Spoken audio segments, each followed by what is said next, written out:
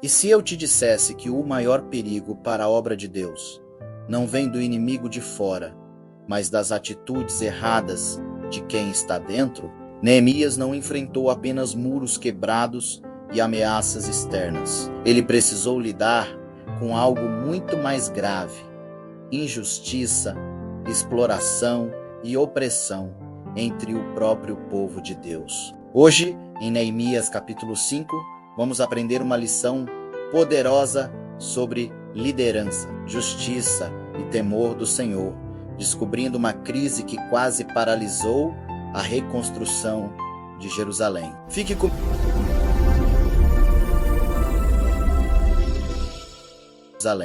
comigo até o final, porque esse texto revela princípios que ainda confrontam a igreja e a sociedade nos dias de hoje. Vamos situar a cena. Neemias estava liderando um projeto monumental, a reconstrução dos muros de Jerusalém, após o exílio babilônico. O povo trabalhava com uma dedicação incrível, dia e noite. Mas enquanto os muros subiam, um problema silencioso crescia por dentro. Havia fome, uma pobreza extrema e impostos pesados cobrados pelo Império Persa. O povo simplesmente não tinha recursos. E nesse cenário de crise surge algo terrível.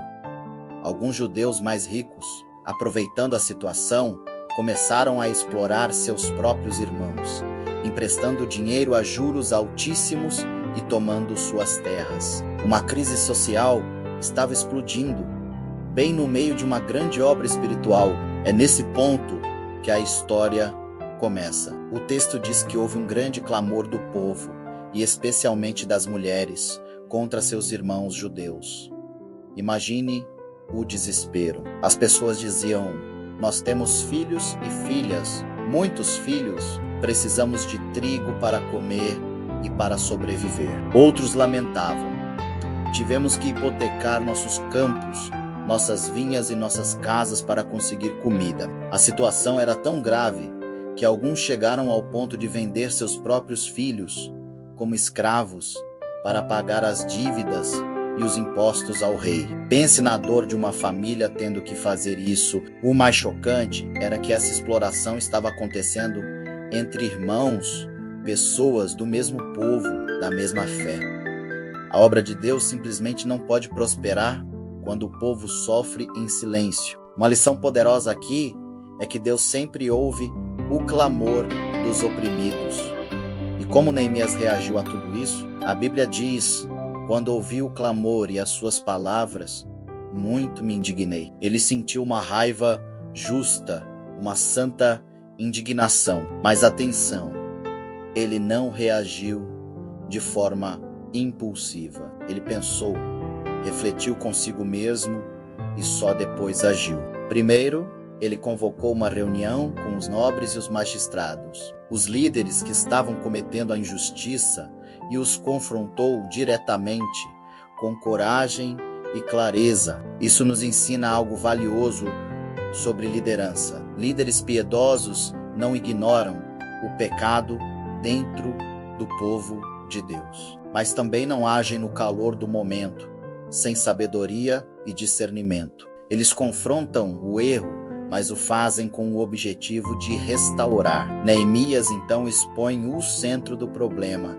a cobrança de juros abusivos e a exploração entre irmãos. Ele diz: o que vocês estão fazendo não é certo. Vocês não deveriam andar no temor do nosso Deus para evitar a afronta das nações inimigas. A lei de Moisés era claríssima.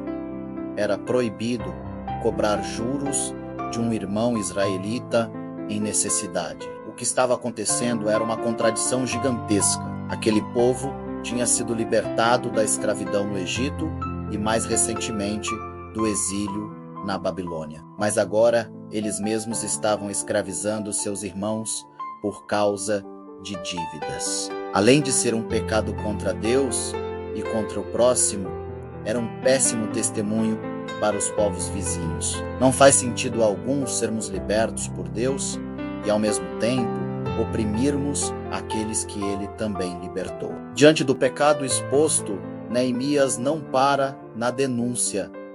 Ele exige uma atitude prática e imediata. Ele ordena: devolvam agora mesmo os campos, as vinhas, os olivais e as casas deles, e devolvam também os juros que vocês cobraram. Ele não pede, ele ordena, e a resposta dos líderes é imediata: nós vamos devolver tudo e não exigiremos mais nada deles. Faremos como você disse. Isso nos mostra que o arrependimento verdadeiro nunca é só um pedido de desculpas. O arrependimento genuíno sempre gera mudança de atitude, gera restituição. É um compromisso visível de reparar o erro cometido. A justiça precisa ser prática para garantir que a promessa seria cumprida.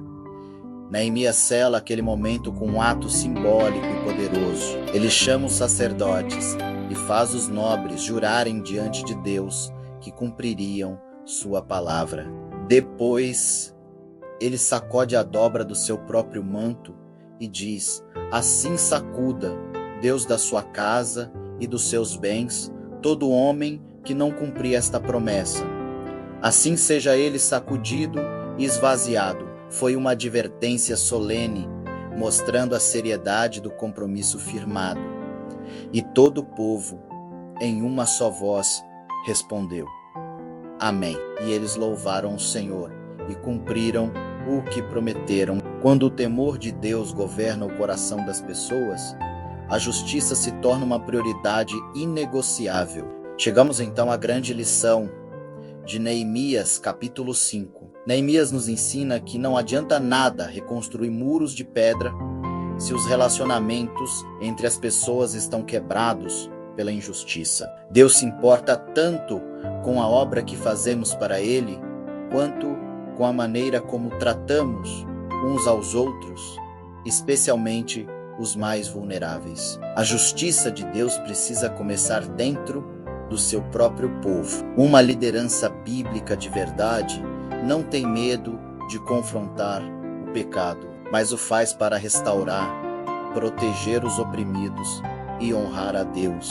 É o temor do Senhor que gera uma verdadeira transformação social de dentro para fora. Que Deus nos ajude a sermos uma geração que não apenas edifica coisas para Ele, mas que também ama, restaura e vive a justiça do seu reino em todos os nossos relacionamentos.